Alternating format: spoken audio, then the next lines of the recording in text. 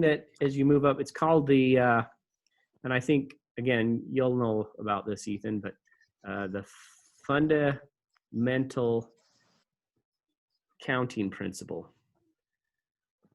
It's the first principle. It's the first thing that you really need to know in order to be able to do any type of probability. Because the fundamental counting principle is just basically a way to count up the total possible outcomes there are for an experiment, an activity. You know, a lot of times we do games, probability in games, and so forth. And so what I mean by that is if we start with just a single dice, a single six-sided dice, you would say that an experiment is to roll it. That's an event, is rolling that six-sided dice. And how many possible outcomes are there when you roll a six-sided dice? 6. Very good. There's 6 possible outcomes because there are 6 sides to that six-sided dice. And we could either get the 1, we could get the 2, we could get the, let's see how, yeah, the 3 is also kind of a diagonal 3.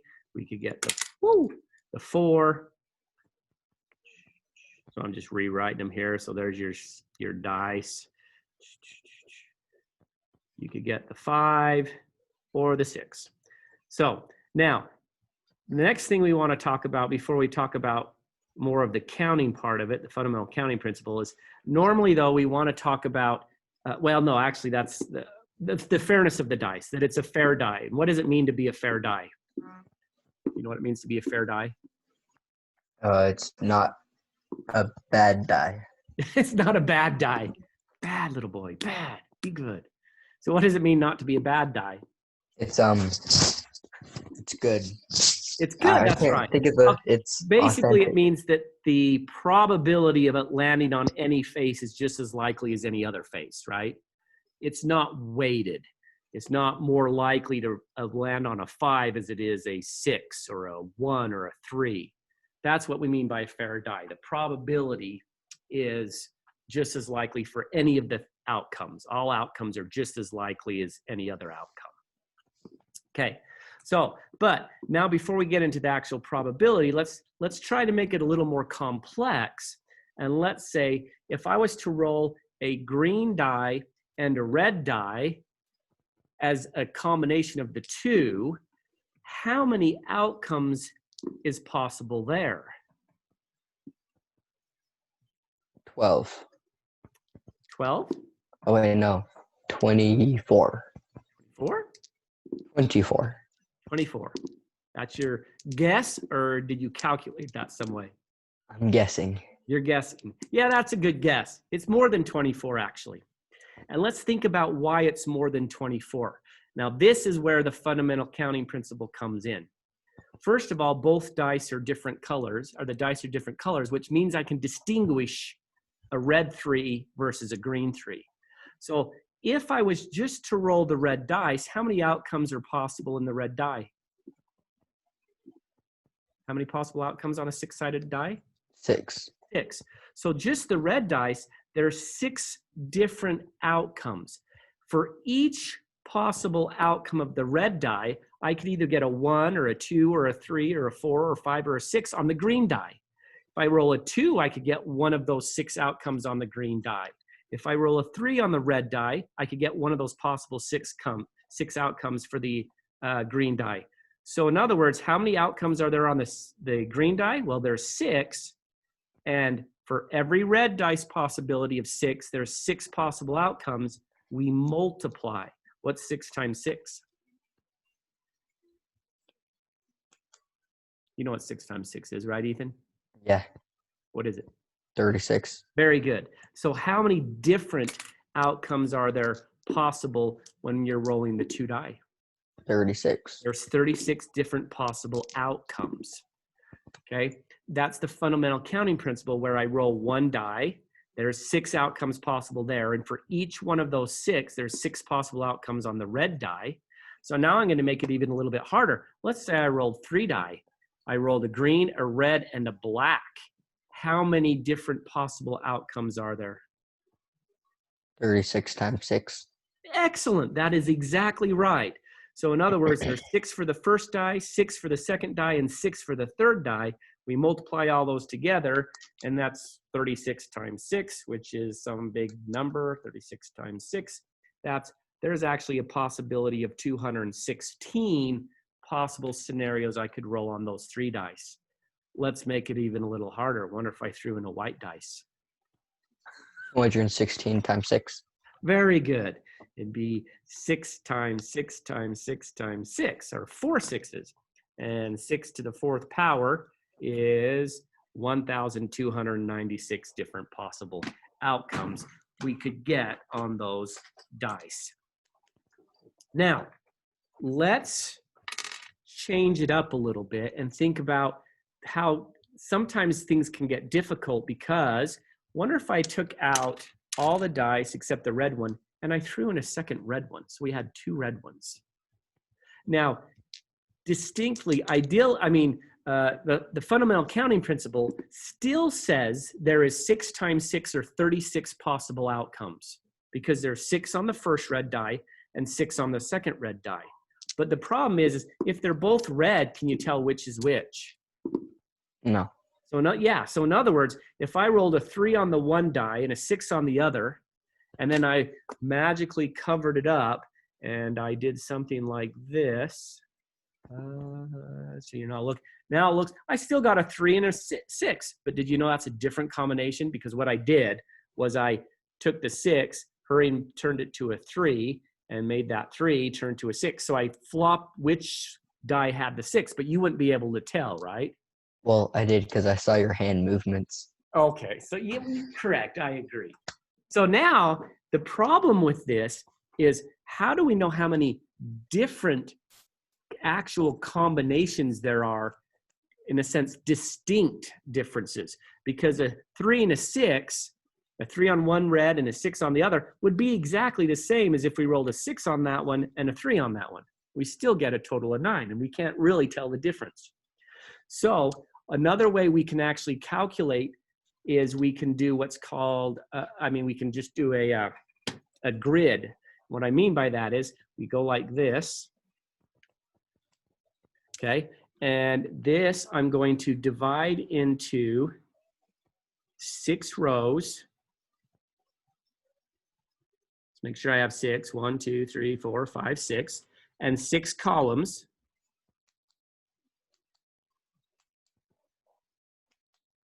One, 2, 3, 4, 5, 6 columns. And now what I'm going to do is I'm going to say, all right, let's say up here I could either roll a 1, a 2, a 3. So I'm saying along the top is one of the dice. Along the side is the other die, what we're rolling. So it doesn't matter which one we consider to be the top dice. It doesn't matter which one we consider to be the dice along the side. But what I'm emphasizing here is when I roll the 2 dice, I can actually sum the 2 numbers, or sum the 2 numbers that are on the dice faces. So that's supposed to be a 5 and then a 6. So if I rolled 2 1s, what would be the sum of the 2 dice? What would be the sum if I rolled 2 1s? Did I zone you out, Ethan? You're froze. Did I lose you? Did you lose internet connection? Did I lose internet connection? Because you're not moving at all. I mean, you're not even blinking. So I don't know if you can hear me, but either your internet connection went or my internet connection went. Oh, yeah. Yeah, you're back. Sorry. Did your internet drop, or did I? Yeah, my internet crashed, I think. Oh, that's all right. All right. So going back, what I did is I created a grid where I'm going to say along the top is one die and along the side is the other die.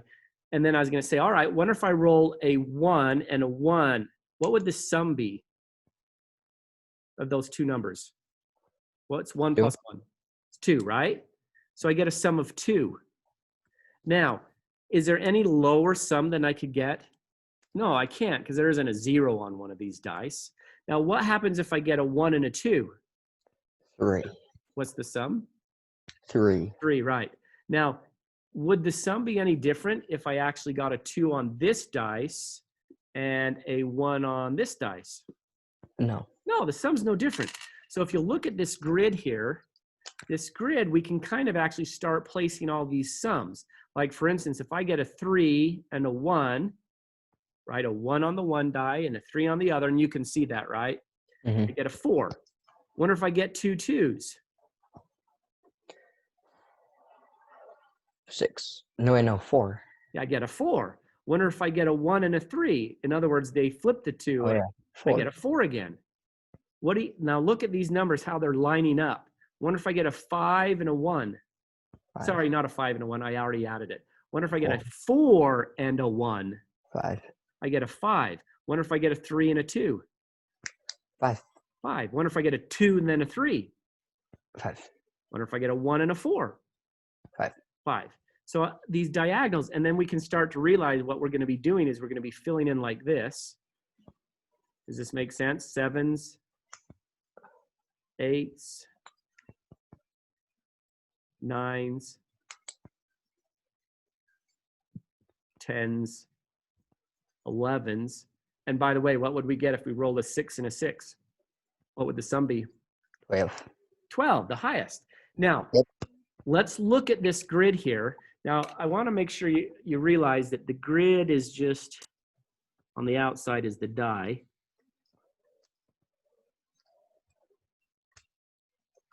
How many columns were in this grid? 6. How many rows? 6. What's 6 times 6? 36. And remember that I said by the fundamental counting principle, when you roll 2 dice, right, there's 36 outcomes. Possible. But now we can actually see how many distinct outcomes there are. What's the very smallest number I can get? 2. What's the largest? 12. How many numbers are in between 2 and 12? 11. No, not 11. 10.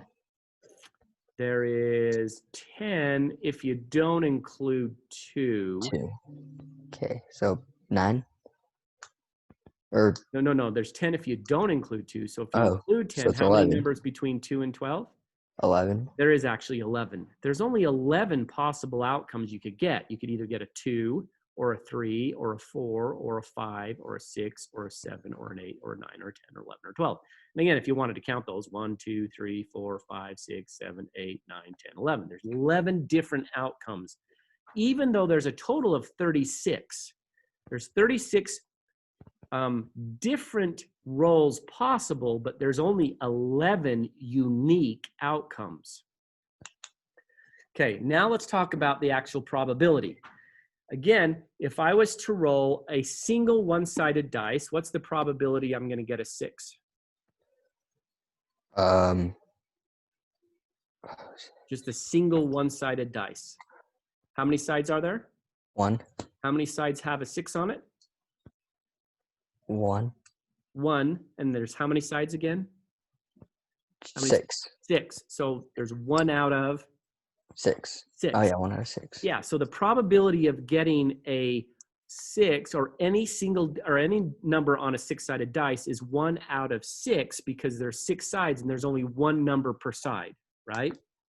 Mm-hmm. Now, let's go back to the distinct colors. Wonder if I had the green and the red, what is the probability of me rolling a 4 green and a 5 red? 1 out of 12.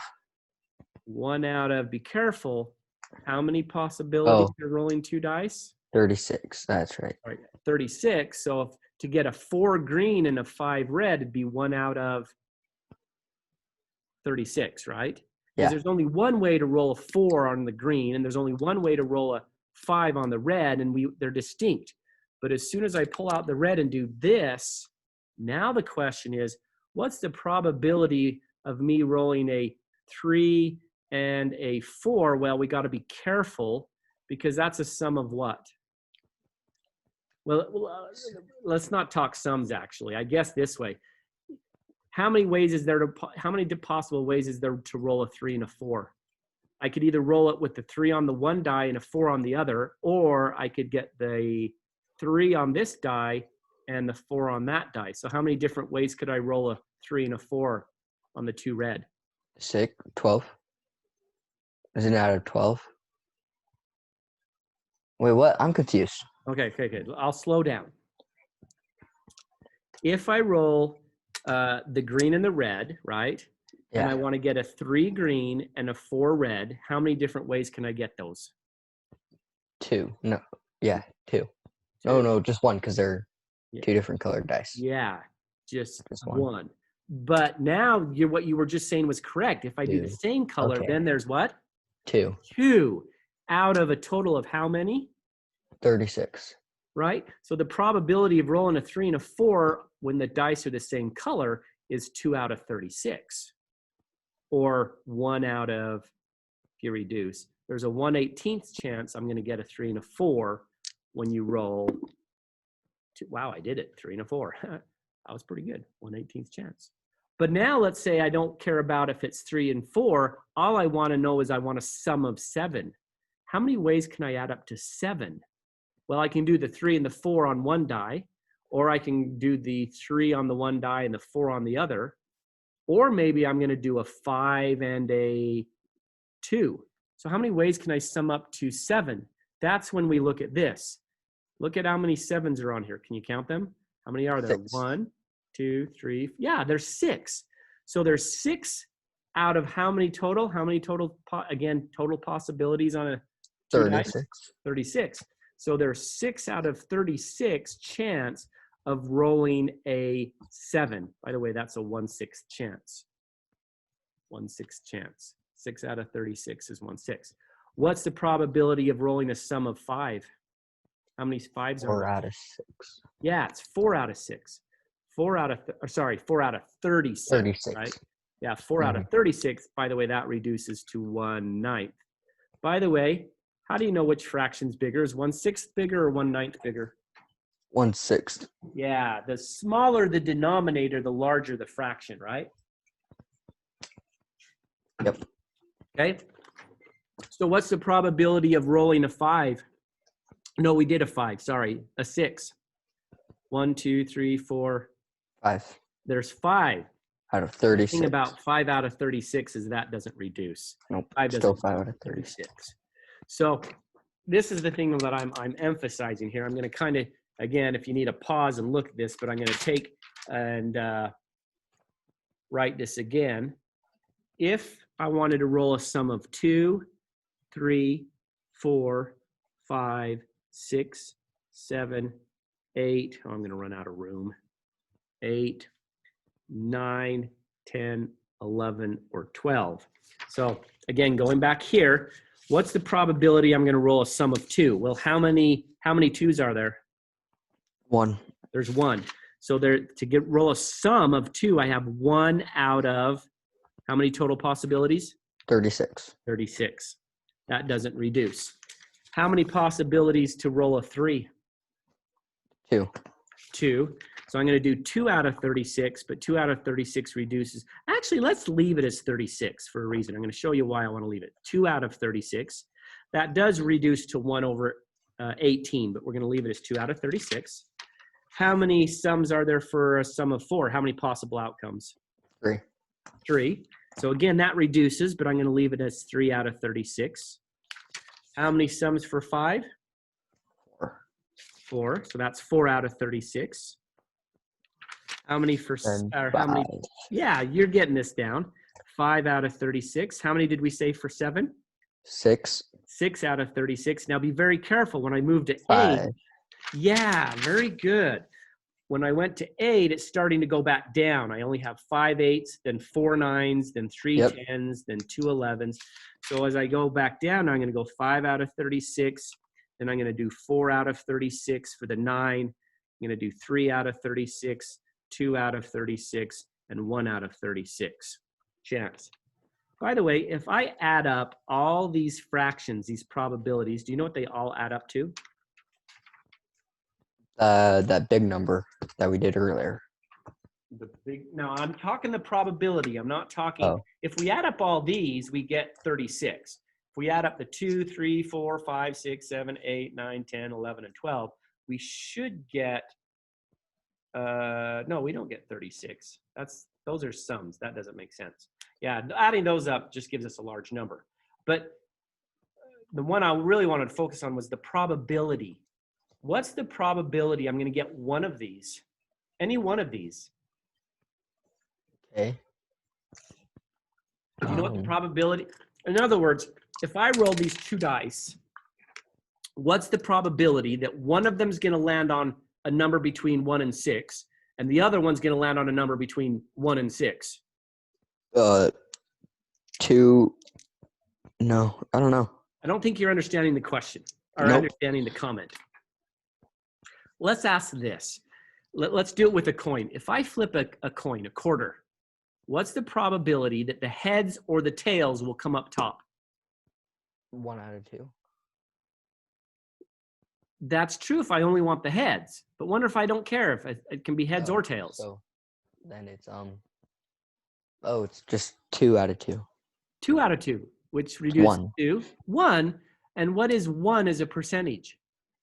100%. 100. There's a 100% chance the coin's going to either be heads or tails. Oh. Now, my comment again that you weren't understanding is, what's the probability that the one's going to land on a number between 1 and 6, and the other one's going to land on a number between 1 and 6? 100%. 100% chance. It can't do anything else. They're both going to land on something, right? I guess maybe I should have said, what's the probability that it won't land on a number between 1 and 6? Well, that's not possible. It's going to land on one of them. So all of these probabilities, if these are the only possible outcomes, what should all the probabilities add up to? 1. 1 or 100%. 100%. Yeah. So again, think of this as what will add up to 36. If I add 1, 2, 3, 4, 5, 6, 5, 4, 3, 2, 1, if I added all those fractions together, I would get 36 out of 36, which is a 100% chance it's going to land on one of them. That's pretty cool. Now, by the way, if you were to gamble, not that you would, but if you were to gamble, what would be the one number you would bet would come up more than any other number? 7. Very good. 7. What's the probability? That's 6 out of 36, or 1/6. Everything is going to get smaller as you move away from 7. And so 7's the most likely. Now, we've been talking about probability in the sense of we need to know what are the total outcomes. And yesterday, or was it yesterday? 2 days ago, when we were talking a little bit about probability, I was talking about permutations and combinations. You remember those. So I'm going to go back into those and relate them to this scenario. So for those who are just listening for the first time, we're going to talk about permutations and what we call combinations. And they're a little different. But they both relate to that fundamental counting principle. And the fundamental counting principle is this.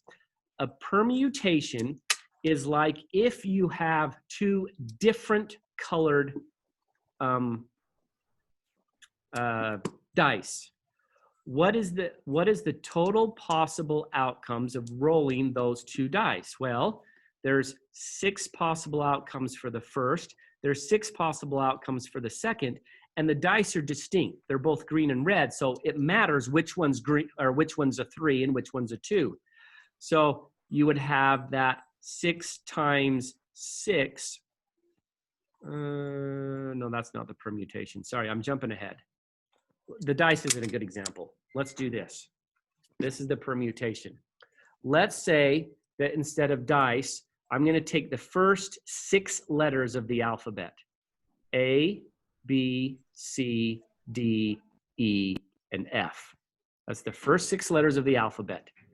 If I was to place them in a row, this is going to be a permutation. How many different ways can I arrange those 6 letters in a row? Do you remember, Ethan, how to calculate that? How many different ways can I arrange those first 6 letters of the alphabet? 36. Careful. Oh, yeah, it's the big one. The other one, it's the 6 times 6, not 6 times 6. It's 1. No, it's 6 5, 4, 3, 2, 1. Excellent. There you go. Because in this type of fundamental counting principle, or in this permutation, when we use something, we can't use it again. So in other words, I have how many letters to choose from to stick in that first spot? 6. 6. Very good. But once I use one of the letters, and I don't care which one you use, you can either use the A, the B, the C, the D, or E, or the F, but once you use it, I've used it. So then how many are left to go in that second spot? 5. 5. How many are left to go in the third spot? 4. 4. And then how many will 3, be left to go in the fourth spot? 2, 1. 2. And then the fifth spot. Oh, wait, no, 3. Yeah, then 2, then 1. Yeah, and then 2, and then 1, right? Now, the fundamental counting principle says if you have 6 choices for the first one, 5 choices for the third or second, then 4 choices, then 3, you multiply those together. And so I don't know, Ethan, did you multiply those numbers together? Nope. Let's do it. Let's do 6 Yeah, times somewhere. 5 is, actually, let's do it this way because the order doesn't matter. Let's do the 5 times the 2, that's 10. 10. 6 times 4 is 24. 24. We got this 3 in here. What's 3 times 10? 30. 30. So those two give me 30. Now let's multiply 30 times 24. 0. 12 puts a 1 up here. 6, 7. So all these multiplied together, including the 1, is 720 different ways we could arrange those letters. That's a permutation because every time we use one, we don't have it to use in the next spot, and each thing is distinct. Now, as a reiteration again for you, Ethan, and probably new for some other students, the way they write that is they're going to say a permutation. They're going to write a capital P. They're going to take how many items we're choosing from. So we're taking from 6 items, and how many we're taking from those 6. So we're taking 6 of them. Now, there's a shorthand way to write 6 times 5 times 4 times 3 times 2 times 1. Do you remember what that was, Ethan? Yeah, but I have it somewhere written. It's foggy. Yeah, it's you put the 6 and then you put the 5, 4, 3, 2, 1. Yeah, but what's the shorthand way to write it, though? There's a shorthand way to write the 6 times 5 times 4 times 3 times 2 times 1. Oh, I forgot. It's what comes after the end of a sentence that's like someone screaming all of a sudden. Oh, yeah, the exclamation point. Yeah, exclamation point. So in other words, for that. yeah, 6 times 5 times 4 times 3 times 2 can be written as 6 factorial. Factorial. And it's exclamation point basically is what they use. 6 factorial means to go 6 times 5 times 4 times 3 times 2 times 1. So this here would be 6 factorial because we have 6 items and we're taking all 6 of them. Now my next question is this. Do you remember? Wonder if we didn't take all 6 letters. Wonder if we only took 3 of the letters. So in other words, what I'm going to do is I'm going to erase 3 spots, and I'm only going to do 3 letters. But the thing is, we still have how many choices for the first spot? If we have 6 letters, how many choices do we have for the first spot? 6. How many do we have for the second spot? 5. 5. And how many for the third spot? 4. But we stop there. We don't do the 3, 2, 1. We stop at 6 times 5 times 4 because we're not taking any more. So the way you write that as a permutation is we're going to say we still have 6 items we're choosing from, but we're only taking 3, which in a sense means we're going to still do a 6 factorial, but we want to eliminate the 3 that we're not using. And by the way, we get the 3 by doing 6 minus 3. It's not because this is a 3 so much. But 6 minus 3 is that we're going to remove 3 factorial from it. Do you remember that from yesterday? So let's do another example. So we're still dealing with just permutations. We haven't got to combinations yet, but permutations. Let's say that I was going to have you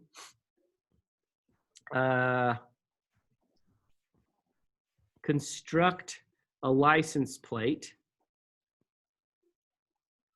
And I was going to have you put 4 numbers on it.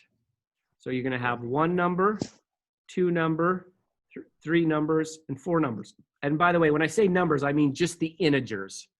So just numbers between 0, 1, 2, up to 9. No double digits. Each one of these is a single digit.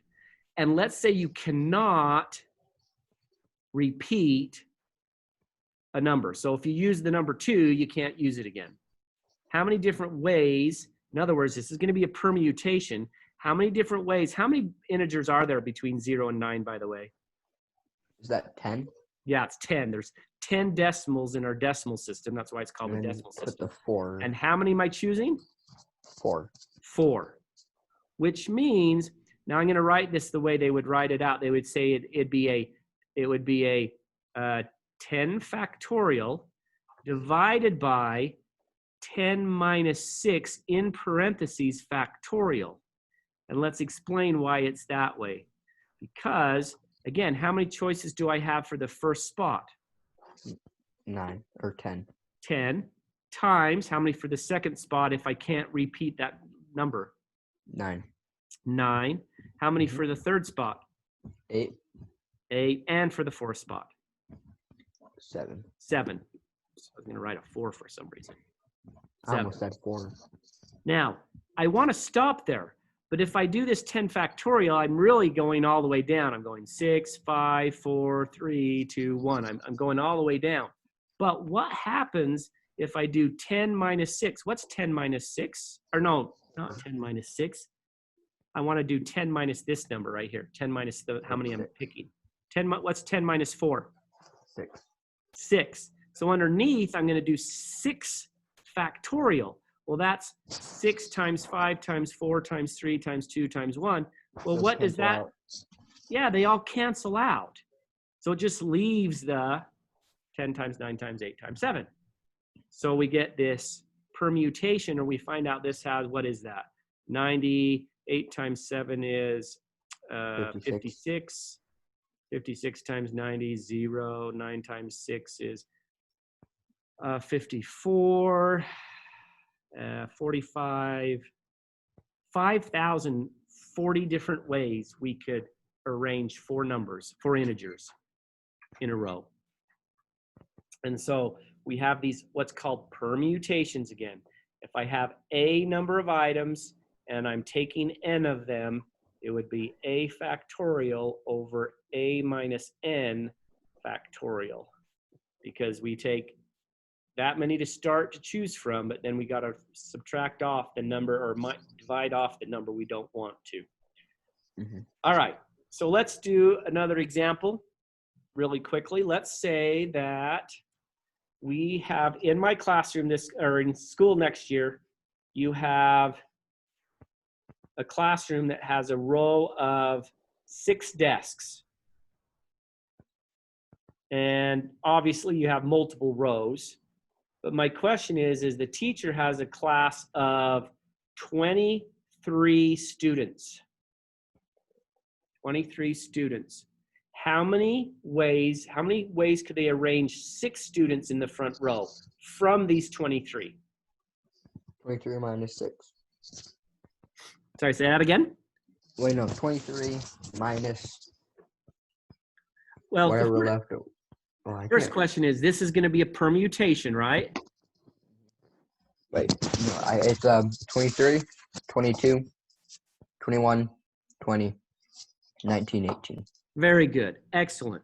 Because we have 23 people to choose from, and we're going to choose 6 for the front row. So like you said, the first choice, we have 23 options.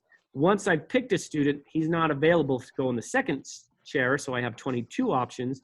Then I have 23 options, not 23, you don't go back up. 21 options, because I've used another student, then 20 options, then 19, and then 18. And then we would grab a calculator. It's a huge number, by the way. And you do 23 times, by the way, I'm using a calculator here, 23 times 22 times 21 times 20 times 19 times 18. And we find out there is 72,681,840 different ways we could line up 6 students from a group of 3. And again, just to reiterate, that would be considered 23 factorial over 23 minus 6 factorial, which again is just going to be 23 times 22 times 21 times 20 times 19 times 18, which is the first 6, starting with 23, moving on down. Now, so that's a permutation, and we use that to find probability. Again, if I wanted to know what's the probability that I could arrange a certain 6 students in a row here, I would want to know how many total possible outcomes are there. And like I said, that was a huge, huge number.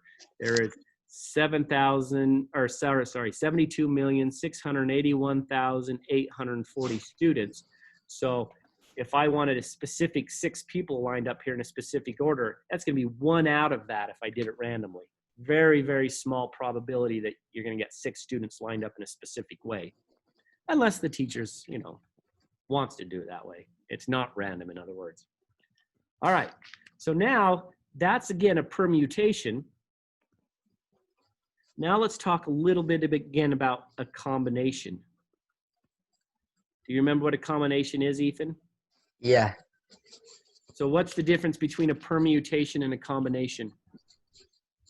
I remember it was easier than the permutation. You think the combinations were easier? Well, when it was the same number.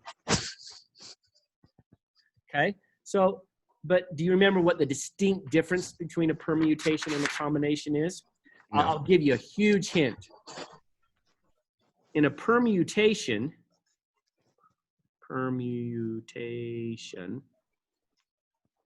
the order you pick them matters. Order matters. So what's the difference between a permutation where order matters and a combination where Order doesn't matter. order doesn't matter? Now, for those who are listening in or watching, you'll say, well, what's the difference between ordering matter and ordering doesn't matter? Let's think of it like this. If you were to, and let's keep it very, very small. Let's say you had those first 6 letters of the alphabet again, A, B, C, D, E, and F. And they were on cards, by the way. They were on cards. So you shuffle those cards up and you deal out 3 of them on the table. So you deal out 1 at the first, then 1 at the second, then 1 at the third, okay? Well, how many different ways could we pick 3 of these cards and stick them here? That's a permutation, because if I draw the A first, I can tell that it's in front of the other 2. It's obvious the A's first. Then maybe I draw a D, then maybe I draw a B or something. And so how many possible cards did I have to choose for that first spot? That's the 6. Then I have how many possible for the next? 5, and then I have 4. And so that's a permutation, and that would be a total of 30 times 4, which is 120. But now, let's do the same process, but this time, let's say that I don't set the cards down on a table. I just put the cards in a bag. So if I put the 3 cards in a bag, and I shake the bag up and I hand it to you, do you know which one I picked first? Nope. No, you don't know if I picked the A first, or the D first, or the B first. The order I picked them doesn't matter. You won't be able to tell which one I picked first. You just know that I got A, B, and C, or A, E, and C, or A, F, and B. And so what we want to do is we want to say, all right, I still had a total of 120 different ways I could have picked 3 cards, but those 3 cards, let's say I picked the A, the D, and the B, like I said earlier. How many ways could those have been picked? How many ways could the A, the D, and the B could have been picked? Well, I have how many items to choose from if I'm picking from those 3? 3. 3. So the first card I picked could have been one of those 3. The second card could be one of the 2 that remain, and the third card could be the last one. So how many different ways could I pick those 3 cards? 3 times 2 times 1, or Oh, 6. That's right. 6, right? Yeah. 6 ways I could have picked the 3 cards. And so what you do now is you take the total number of ways I could have picked things. I could have picked a total 120 distinct ways, and then I divide by those different ways I could have arranged the 3 cards, and I get a whole 20 different ways I could have picked 3 letters, where I don't care which one I picked first. And so that's a combination, and what they write that like a combination. Again, if I have 6 items and I'm picking 3 to choose from, and I like to emphasize it like this way, it's like 2 permutations. It's a permutation of 6 choose 3 divided by the ways I could arrange those 3 in a way. So this gives me that 120 that I got up here. That's the 120. The permutation of 3 choose 3, that's my 6, and when I divide, I get the 20. So let's do an example. Let's say we have 10 people in a class, and the teacher is going to pick 3 of those people to be on a committee. There's no president, no secretary, no vice. It's just a committee. There's just 3 people in the committee. How many different groups of 3 people can we pick from these 10? 6. No. You got to be careful. Oh. Does it matter the order I pick the 3 people? No. No. So it'll be a combination. And I'm choosing from how many people? 10. 10. And how many am I choosing? 3. 3. So the first thing I want to do is I want to find out how many distinct ways I could do it. In other words, how many ways could I pick from 10 people when I care what the order is?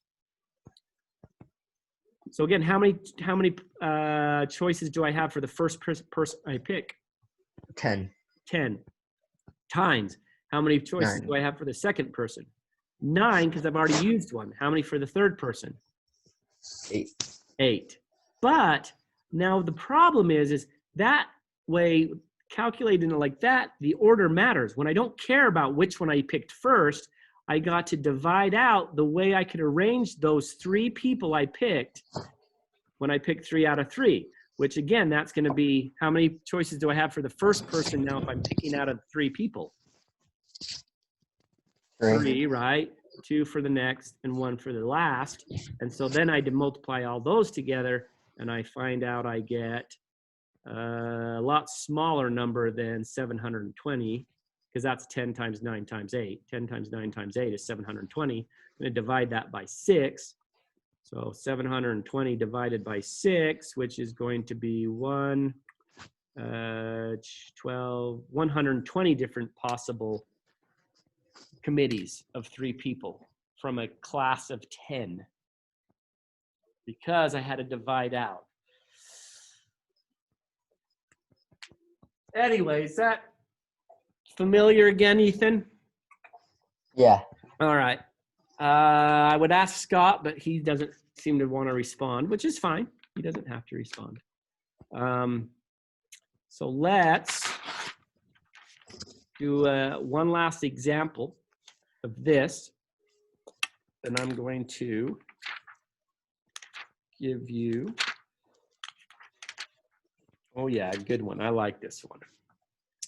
Let's say you go to a restaurant, okay? And you're gonna buy a hamburger. And there are a total of 8 different types of things you can put on the hamburger. You know, mustard, ketchup, lettuce, tomato. And you decide for whatever reason, you're gonna only put 3 things on your hamburger. How many different ways could you pick 3 items from the choice of 8 to put on your hamburger? And now my first question is this a permutation or a combination? Does it matter what order you put the items on your hamburger? No. No, it wouldn't. It's going to taste the same if you put the ketchup on first, then the lettuce, and then the tomato, versus the tomato, then the ketchup, then the lettuce, versus the lettuce, then the ketchup, then the tomato. It doesn't matter the order you put on. So this will be a combination because the order doesn't matter. Now, how many things am I choosing from? 8. 8. And I said I'm going to put how many on there? 3. 3. So the first thing we're going to do now is we're going to find out how many different 3 items can we choose from. Well, again, we have 8 for the first choice, right? 7 for the next choice, and 6 for the last choice. But those 3 items, how many ways can I arrange those 3 items? 3, 2, 1. Very good. 3, 2, 1. It's this number going down. Now all I got to do is multiply that together. By the way, 3 times 2 is 6. 6, and there's a 6 up here, so that 6 cancels that 6, and I just get 8 times 7, or what's 8 times 7? 56. 56. There would be 56 different hamburgers you could have if you just picked 3 out of the 8. Let's do them all this time. All right, let's do them all. If we were to put everything on the sandwich, the question now is this: how many different hamburgers would there be if you put everything on? 1. Yeah, there's only 1. If you put everything on, that's what it's going to be. It's going to, I don't care what order you put them on, and let's see if that actually works when I do a combination. Because if I do a combination where I'm choosing 8 items and I choose 8 of them, well, I'm going to have 8 times 7 times 6 times 5 times 4 times 3 times 2 times 1. Different ways I could choose them, but I don't care the order, so I'm going to divide by 8 times 7 times 6 times 5 times 4 times 3 times 2 times 1. Sorry, I'm not even showing that on the paper or on the screen. So I had 8 items. I'm choosing 8. That's 8 times 7 times going down, but I don't care, so I divide by 8 times 7, and I get a total of 1 hamburger I could buy if I put everything on it. Just, well, I want 1 hamburger, everything on it. There's no other option, right? How do we get the biggest number? Okay, if we wanted to get the biggest number, then what we're going to do is we want something where the order matters. So let's do this. Permutation. So let's say that instead of doing hamburgers, we're going to go and we're going to, let's see, we're something where order matters.